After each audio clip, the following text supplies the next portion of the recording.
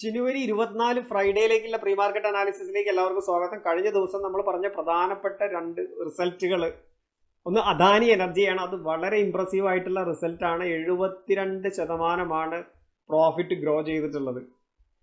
അതേപോലെ തന്നെ മറ്റൊരു കമ്പനി നമ്മൾ പറഞ്ഞിരുന്നത് ഡോക്ടർ റെഡ്ഡിയാണ്. ഡോക്ടർ റെഡ്ഡിയുടെ ഏണിങ്സും പുറത്ത് വന്നിട്ടുണ്ട്. അതും വളരെ ഇംപ്രസീവാണ്. Year on year 16%, quarter to quarter 4% പ്രോഫിറ്റിലെ ഗ്രോത്ത് വന്നിട്ടുള്ളത്. അപ്പോൾ ഈ റിസൾട്ടുകൾ, ഏണിംഗ് റിസൾട്ടുകൾ പോസിറ്റീവായിട്ട് വരുന്നത് മാർക്കറ്റ് സെൻറ്റിമെൻറ്റിനെ സ്വാധീനിക്കുന്ന ഒരു ഘടകമാണ്. ആക്ച്വലി മാർക്കറ്റിൻ്റെ അല്ലെങ്കിൽ എക്കണോമിയുടെ ഒരു ഫ്യൂച്ചർ പ്രോസ്പെക്ടസ് ഇതിൽ കാണാൻ പറ്റുന്നില്ലെങ്കിലും, അതായത് ഇപ്പോൾ ഇത് ഡിസംബർ വരെയുള്ള ക്വാർട്ടറുകളുടെ പെർഫോമൻസ് ആണ് ഈ വന്നുകൊണ്ടിരിക്കുന്നത്. അപ്പോൾ ഇത് ഫ്യൂച്ചർ എന്ന് പറയുന്നത് ഇപ്പോൾ ജനുവരി മുതൽ അടുത്ത ഫെബ്രുവരി മാർച്ച് വരെയുള്ള മാസങ്ങളിൽ, ഈ ജനുവരി ടു മാർച്ച് മാസങ്ങളിൽ ഇപ്പോഴത്തെ മൈക്രോ എക്കണോമിക് കണ്ടീഷൻസ് ഒക്കെയാണ് അവിടെ അടുത്ത കമ്പനിയുടെ പ്രോഫിറ്റബിലിറ്റിയെ തീരുമാനിക്കുന്നത്. സ്റ്റിൽ അങ്ങനെ, അപ്പോൾ ഇപ്പോഴത്തെ സാഹചര്യങ്ങളാണ് ആക്ച്വലി ലോജിക്കലി മാർക്കറ്റ് എടുക്കേണ്ടത്. അങ്ങനെയാണ്, അതാണ് മാർക്കറ്റിനെ ഡ്രൈവ് ചെയ്യുക. ബട്ട് സ്റ്റിൽ ഒരു സൈക്കോളജിക്കൽ സെൻറ്റിമെൻറ്റ് അല്ലെങ്കിൽ ഒരു സൈക്കോളജിക്കൽ അഡ്വാൻറ്റേജ് കിട്ടാൻ വേണ്ടിയിട്ട് ഇങ്ങനെ പോസിറ്റീവായിട്ട് വരുന്ന റിസൾട്ടുകൾ മാർക്കറ്റിനെ ഹെൽപ്പ് ചെയ്യുന്നുള്ളതാണ്. അപ്പോൾ നാളെയും പ്രധാനപ്പെട്ട ചില കമ്പനികളുടെ റിസൾട്ട് വരാനുണ്ട്. അതിൽ പ്രധാനപ്പെട്ടതെന്ന് പറയുമ്പോൾ പ്രധാനപ്പെട്ട സെക്ടറിൽ എസ്പെഷ്യലി സ്റ്റീൽ ഇൻഡസ്ട്രി എങ്ങനെയാണ് പെർഫോം ചെയ്യുന്നത് എന്നുള്ളത് നാളെ കഴിഞ്ഞ ഡിസംബർ വരെയുള്ള ക്വാർട്ടറിലെ പെർഫോമൻസ് നമുക്ക് അറിയാൻ പറ്റുന്ന ഒരു റിസൾട്ടാണ്. ജിൻഡാൽ സ്റ്റീലിൻ്റെയും അതുപോലെ തന്നെ ഇത്രയും കമ്പനികളുടെ റിസൾട്ട് നാളെ വരാനുള്ളതാണ്. അതിൽ പ്രധാനപ്പെട്ടതെന്ന് എനിക്ക് തോന്നിയത് ഒന്ന് ജിൻഡാൽ SAW, അതേപോലെ ജിൻഡാൽ സ്റ്റീൽ. അപ്പോൾ അത് ആ ഒരു സ്റ്റീൽ ഇൻഡസ്ട്രിയുടെ ഒരു പൾസ് ഡിസംബർ വരെയുള്ളത് അറിയാൻ സഹായിക്കും എന്നുള്ളതാണ് നമുക്കിതിൽ നിന്ന് മനസ്സിലാക്കാൻ പറ്റുന്നത്. ഇനി നമ്മൾ പ്രധാനപ്പെട്ട മറ്റൊരു ഡേറ്റ് നാളെ പുറത്ത് വരാനുണ്ട്. അത് HSBC PMI എന്ന് പറയുന്ന ഡേറ്റയാണ്. HSBC PMI ഇത് വളരെ ഇൻട്രസ്റ്റിംഗ് ആയിട്ടുള്ള ഡേറ്റയാണ്. നമുക്ക് സംതിങ് ഇതൊന്ന് മനസ്സിലാക്കാനുണ്ട്.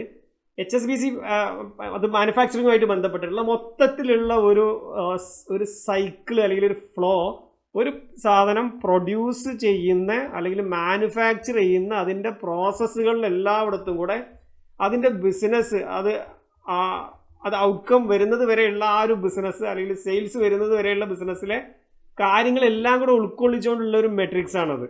ഫോർ എക്സാമ്പിൾ, ഇപ്പോൾ ഒരു കമ്പനി ഒരു പ്രൊഡക്റ്റ് മാനുഫാക്ചർ ചെയ്യുന്ന ഒരു കമ്പനി ഉണ്ട്, മാനുഫാക്ചർ അല്ലെങ്കിൽ പ്രൊഡ്യൂസ് ചെയ്യുന്ന കമ്പനി. ഈ കമ്പനിയിലേക്ക് റോ മെറ്റീരിയൽസ് സപ്ലൈ ചെയ്യുന്ന സപ്ലയേഴ്സ് ഉണ്ട്. അപ്പോൾ ഈ സപ്ലയേഴ്സ് ഇവരാവശ്യപ്പെടുന്ന സമയത്ത് സപ്ലയേഴ്സ് എത്ര ടൈം പീരീഡ് കൊണ്ട് ഇവിടെ പ്രോഡക്റ്റുകൾ എത്തിക്കുന്നു എന്നുള്ളത് ഇമ്പോർട്ടൻ്റ് ആണ്. അവിടെ ഇത് എത്തിക്കുന്ന പ്രോഡക്റ്റുകൾ പിന്നീട് ഇവർ ഉണ്ടാക്കി വെറുതെ വെച്ചാൽ പോരാ, അവർക്ക് ഓർഡറുകൾ വരുന്നുണ്ടോ എന്നുള്ളത് മെഷർ ചെയ്യപ്പെടേണ്ടതാണ് അല്ലേ. ആ ഓർഡറുകളും ഇത് പ്രൊഡ്യൂസ് ചെയ്യാൻ വേണ്ടിയിട്ട് എടുക്കുന്ന അവരുടെ റോ മെറ്റീരിയൽ എത്തിക്കാനുള്ള സമയവും മാനുഫാക്ചർ ചെയ്ത സാധനത്തിന് വരുന്ന ഓർഡറുകളിൽ എത്രമാത്രം ഓർഡർ ചെയ്ത സാധനങ്ങൾ എത്രമാത്രം ഓർഡർ വാങ്ങിച്ച കമ്പനികളിലേക്ക് പോയി എന്നുള്ളതും ഒക്കെ മെഷർ ചെയ്യുന്ന, ഇതിൻ്റെ എല്ലാം കൂടെ ക്ലബ് ചെയ്തിട്ട് എടുക്കുന്ന ഒരു ഡേറ്റയാണ് HSBC PMI എന്ന് പറയുന്നത്. അപ്പോൾ ഇതിലൂടെ ഈ സപ്ലൈ ചെയിനിൻ്റെ ഒരു പ്രഷർ, സപ്ലൈ ചെയിനിലുള്ള ഒരു പ്രഷറൊക്കെ അറിയാൻ പറ്റും. മാനുഫാക്ചർ ചെയ്യുന്ന കമ്പനിയിൽ നിന്ന് സപ്ലൈയേഴ്സിലേക്ക് കുറേ അധികം സമയം എടുക്കുന്നുണ്ടെങ്കിൽ ഡിമാൻഡ് കൂടുതലുണ്ടോ റോ മെറ്റീരിയൽസിന് എന്നുള്ളത് അറിയാൻ പറ്റും. പ്രൈസിൻ്റെ പ്രഷർ ഉണ്ടോ എന്നുള്ളതൊക്കെ അനലൈസ് ചെയ്യാൻ പറ്റുന്നൊരു ഘടകം കൂടിയാണ്. അപ്പോൾ അതുകൊണ്ട് ഇത് മാർക്കറ്റിനെ സ്വാഭാവികമായിട്ടും മാനുഫാക്ചറിങ് സെക്ടറിലുള്ള കമ്പനികളൊക്കെ സ്വാധീനിക്കുന്ന ഒരു ഡേറ്റ ആയിരിക്കും. ഇത് 50-ന് മുകളിൽ ഉണ്ടായാൽ പോസിറ്റീവാണ്. അപ്പോൾ പ്രയർ 57 ഉണ്ട്. അപ്പോൾ വളരെ പോസിറ്റീവായിട്ടുള്ള ഒരു എക്കണോമിക് ഹെൽത്തിനെയാണ് ഇത് കാണിക്കുന്നത്. അപ്പോൾ അതിനേക്കാളും കുറവാണ് ആൾറെഡി ഫോർകാസ്റ്റ് ചെയ്യുന്നത്. അപ്പോൾ ഈ ഫോർകാസ്റ്റ് ചെയ്യുന്നതിനേക്കാളും എത്ര കൂടുതൽ വന്നാലും അത് എക്കണോമിക്ക് പോസിറ്റീവ് ആയിരിക്കും എന്നുള്ളതാണ് നമ്മൾ മനസ്സിലാക്കേണ്ടത്. അപ്പോൾ അത് നാളെ മാർക്കറ്റ് അവർ തന്നെയാണ് ഇതിൻ്റെ ഡേറ്റ വരാനുള്ളത്. അപ്പോൾ അതൊക്കെ മാർക്കറ്റിനെ ഇൻഫ്ലുവൻസ് ചെയ്യാനുള്ള സാധ്യതയുണ്ട്. ഇനി നമ്മൾ ലെവലുകളിലേക്ക് വന്നു കഴിഞ്ഞാൽ, കഴിഞ്ഞ ദിവസം നമ്മൾ പറഞ്ഞ ലെവലിൻ്റെ താഴേക്ക് കൃത്യമായിട്ട് വന്ന്, ഒരു ലെവലിൻ്റെ താഴെ വന്ന് മുകളിൽ കയറിയാൽ നമുക്ക് എൻട്രി ഉണ്ട് എന്ന് പറഞ്ഞിരുന്നു. ഈ സമയത്തൊന്നും നിർഭാഗ്യവശാൽ ഞാൻ മാർക്കറ്റിലില്ല. ഞാൻ ഈ ഒരു സമയമൊക്കെ ആകുമ്പോഴാണ് മാർക്കറ്റിൽ എത്തിയത്. ഇത് ഈ സമയത്ത് മാർക്കറ്റിലുള്ള ആളുകൾക്ക് ഈ ഒരു ലെവൽ ഉപയോഗിക്കാൻ പറ്റേണ്ടതാണ്. ഇതിന് താഴേക്ക് വന്ന് ഈ ഒരു ഭാഗത്ത് എൻട്രി എടുത്തിട്ടില്ലെങ്കിൽ, ഇതിന് താഴേക്ക് ബ്രേക്ക് ചെയ്തു അപ്പോൾ ഇനി താഴേക്ക് പോകുന്നുള്ള രീതിയിൽ എൻട്രി ചെയ്ത ആളുകളാണെങ്കിൽ സ്റ്റോപ്പ് ലോസ് എടുത്തിട്ടുണ്ടാവും. ഒറ്റ തവണ ബ്രേക്ക് ചെയ്യുമ്പോൾ നമ്മൾ പലപ്പോഴും എൻട്രി എടുക്കരുതെന്ന് പറയാറുണ്ട്. അപ്പോൾ ഒരു തവണ ബ്രേക്ക് ചെയ്ത് പിന്നെ അതിന് മുകളിലേക്ക് തിരിച്ച് കയറുക, അത് നല്ല ശക്തമായിട്ടുള്ളൊരു ക്യാൻഡിൽ തിരിച്ച് കയറുമ്പോൾ അതിന് ഓപ്പർച്യൂണിറ്റി വന്നിട്ടുണ്ട്.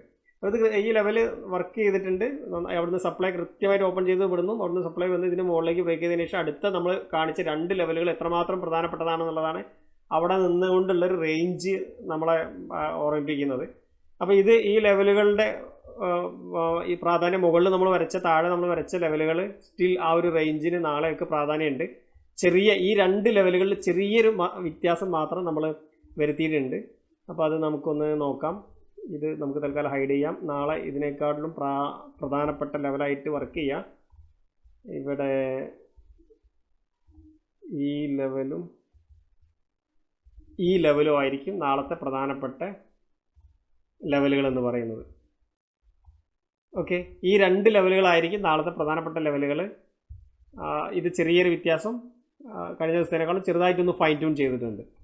അപ്പോൾ ഇവിടുന്ന് മാർക്കറ്റ് ഈ ഭാഗത്തേക്ക് വരികയാണെങ്കിൽ ഈ കഴിഞ്ഞ ദിവസങ്ങളൊക്കെ സൂചിപ്പിച്ചതുപോലെ തന്നെയാണ് ഈ ഏരിയയിൽ നിന്നുള്ള ഒരു ബ്രേക്കൗട്ട്. ഇപ്പോൾ ഇവിടെ ഇങ്ങനെ റേഞ്ചായിട്ട് നിൽക്കുന്നത് കൊണ്ട് ഇതിൻ്റെ ഉള്ളിൽ നിന്നുള്ള ബ്രേക്കൗട്ടുകൾ അങ്ങോട്ടും ഇങ്ങോട്ടൊക്കെ വരുമ്പോൾ നേരിട്ട് വരുമ്പോൾ അതിൽ ഫാൾസ് ബ്രേക്കൗട്ടുകൾ സ്റ്റിൽ വരാൻ സാധ്യതയുണ്ട്. പക്ഷേ ഇതിന് ഏതെങ്കിലും മുകളിലേക്ക് ഓപ്പൺ ചെയ്തിട്ടോ അല്ലെങ്കിൽ താഴേക്ക് ഓപ്പൺ ചെയ്തിട്ടോ ഉള്ള ഒരു ബ്രേക്കൗട്ട് അല്ലെങ്കിൽ ബ്രേക്ക് ഡൗൺ ഒക്കെ ആണെങ്കിലാണ് നമുക്ക് ഈ ഒരു ഏരിയ ഇഗ്നോർ ചെയ്തുകൊണ്ട് ട്രേഡ് എടുക്കാൻ പറ്റുക. ഇതിൻ്റെ ഉള്ളിലാണ് മാർക്കറ്റ് ഓപ്പൺ ചെയ്യുന്നതെങ്കിൽ ഈ ഏരിയയും വർക്ക് ചെയ്യാനുള്ള സാധ്യതയാണ് കൂടുതലുള്ളത്. അപ്പോൾ ഇതിൻ്റെ മുകളിലേക്ക് കൃത്യമായിട്ട് താഴേക്ക് ഓപ്പൺ ചെയ്തിട്ട് മുകളിലേക്ക് കയറുന്ന ഒരു സിറ്റുവേഷൻ ഉണ്ടായാൽ ഇതിന് മുകളിലേക്ക് പ്രൈസ് എത്തി സസ്റ്റെയിൻ ചെയ്ത് നിന്നാൽ തൊട്ടടുത്ത ലെവൽ നമ്മൾ കഴിഞ്ഞ ദിവസം കാണിച്ച ഈ റേഞ്ചിലേക്കുള്ള ഒരു ട്രേഡിനുള്ള ഓപ്പർച്യൂണിറ്റി അവിടെ ബൈ സൈഡിൽ നിൽക്കാനുള്ള സാധ്യതയുണ്ട്.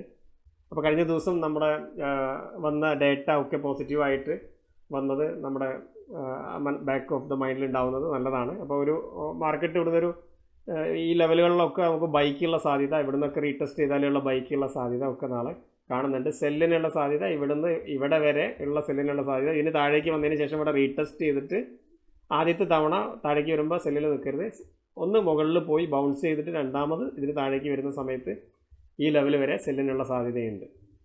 അപ്പോൾ ഈ ഒരു രീതിയിൽ മാർക്കറ്റിൽ ഈ ലെവലുകൾ അപ്രോച്ച് ചെയ്യുക. വലിയ ഗ്യാപ്പ് അപ്പ് ഒക്കെ ആണെങ്കിൽ അല്ലെങ്കിൽ വലിയ ഗ്യാപ്പ് ഡൗൺ ആണെങ്കിൽ, വലിയ ഗ്യാപ്പ് അപ്പ് ആണെങ്കിൽ ഒരു ഇതുപോലത്തെ ഈ ഒരു ലെവലിൻ്റെ മുകളിലൊക്കെ ഗ്യാപ്പ് അപ്പ് ചെയ്ത് ജസ്റ്റ് പ്രൈസ് ഇതിന് താഴേക്ക് ബെൻഡായാൽ അവിടെയും ഇവിടെ നിന്ന് ഇതുവരെയുള്ള സെല്ലിനുള്ള സാധ്യതയുണ്ട്. പിന്നെ അതേപോലെ വലിയ ഗ്യാപ്പ് ഡൗൺ ആണെങ്കിൽ, കുറച്ചുകൂടെ വലിയ ഗ്യാപ്പ് ഡൗൺ ആണെങ്കിൽ ഈ ലെവലിൽ താഴെയൊക്കെ മാർക്കറ്റ് ഗ്യാപ്പ് ഡൗൺ ആയിട്ട് ഓപ്പൺ ചെയ്യുന്നുണ്ടെങ്കിൽ ഇവിടുന്ന് കുറച്ച് നേരമൊക്കെ ഒരു കൺസോളിഡേഷൻ പോലെയൊക്കെ വന്ന് അതിന് ശേഷം ഇവിടെ ബ്രേക്ക് ചെയ്ത് കഴിഞ്ഞാൽ പിന്നെ ഇതിന് താഴേക്കുള്ള ഒരു ട്രേഡ് എക്സ്പെക്റ്റ് ചെയ്യാൻ പറ്റും നമുക്ക്. ഇതാണ് ഒരു ഓവറാൾ പ്രൈസ് ലെവലുകൾ നമ്മൾ നാളെ മാനേജ് ചെയ്യേണ്ട ഒരു രീതി. ലെവലുകൾ ഫോക്കസ് ചെയ്യുക. അപ്പോൾ അവിടെ നമ്മൾ പ്ലാൻ ചെയ്ത കാര്യങ്ങളൊക്കെ നമ്മൾ ചില അസംഷൻസ് പറയുകയാണ്. അപ്പോൾ അതിൻ്റെ അപ്പുറത്തേക്ക് മാർക്കറ്റ് ബിഹേവ് ചെയ്താലും അവിടെ നമ്മുടെ വ്യൂ അതിനോട് ക്ലബ് ചെയ്തുകൊണ്ട് റീഡ് ചെയ്യുക. നിങ്ങളുടെ വ്യൂവിനാണ് പ്രാധാന്യം കൊടുക്കേണ്ടത്. നിങ്ങൾ നാളെ ബുള്ളിഷ് ആണെങ്കിൽ നിങ്ങൾ ബൈ എടുക്കാൻ എവിടെ നിന്ന് എടുക്കണം എന്നുള്ളതിനുള്ള ആൻസറുകളാണ് ഈ ലെവൽ.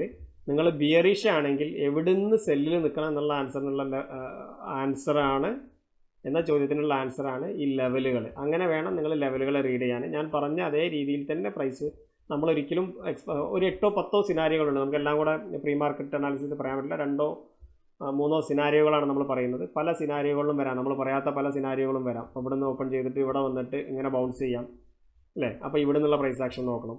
ഇവിടെ നിന്ന് ഓപ്പൺ ചെയ്തിട്ട് ഇവിടെ വന്നിട്ട് ഇങ്ങനെ റിജക്റ്റ് ചെയ്യാൻ വിടുന്നു. അപ്പോൾ അത് ഞാൻ നേരത്തെ പറയാതിരുന്ന സിനാരിയോകളാണ്.